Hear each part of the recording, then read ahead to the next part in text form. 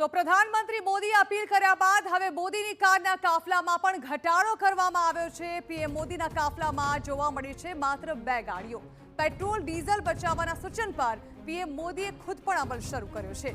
વડાપ્રધાન નરેન્દ્ર મોદીએ સરકારી ખર્ચામાં કાપ મૂકવા માટે અને ઈંધણની બચત કરવા એક મોટું અને પ્રેરણાદાયી પગલું ભર્યું છે।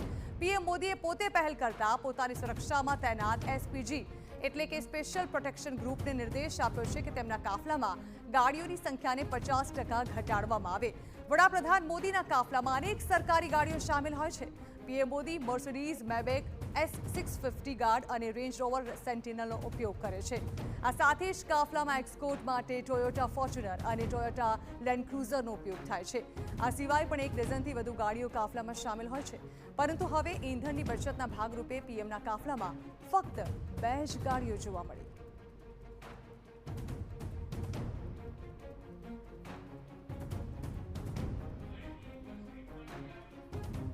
તો પ્રધાનમંત્રી મોદીએ જ્યારથી પેટ્રોલ ડીઝલની કરકસરપૂર્વક ઉપયોગ કરવો તે પ્રકારની અપીલ કરી હતી ત્યારબાદ તેમણે પોતે પણ આ મુદ્દે ઉદાહરણ પૂરું પાડ્યું છે। તસવીરો દિલ્હીથી સામે આવી રહી છે જે પ્રધાનમંત્રી મોદીના કારના કાફલાની છે। તસવીરો જોઈને અંદાજો પણ ન લગાવી શકાય કે આ પ્રધાનમંત્રી મોદીનો કાફલો હશે।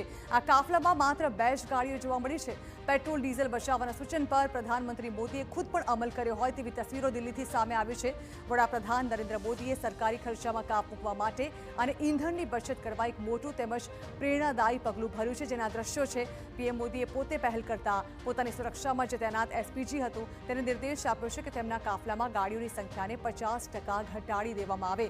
વડાપ્રધાન મોદીના કાફલામાં અનેક સરકારી ગાડીઓ શામેલ હોય છે તેની વાત કરવામાં આવે તો પ્રધાનમંત્રી Modi Mercedes Maybach S650 guard અને રેન્જ રોવર સેન્ટિનલનો ઉપયોગ કરે છે। આ સાથે જ કાફલામાં એક્સકોર્ટ માટે ટોયોટા ફોર્ચ્યુનર અને ટોયોટા લેન્ડ ક્રુઝરનો ઉપયોગ થાય છે। આ સિવાય પણ 1 ડઝનથી વધુ ગાડીઓ કાફલામાં શામેલ હોય છે। પરંતુ હવે ઈંધણની બચતના ભાગરૂપે પીએમના કાફલામાં ફક્ત 2 જ ગાડીઓ જોવા મળી છે।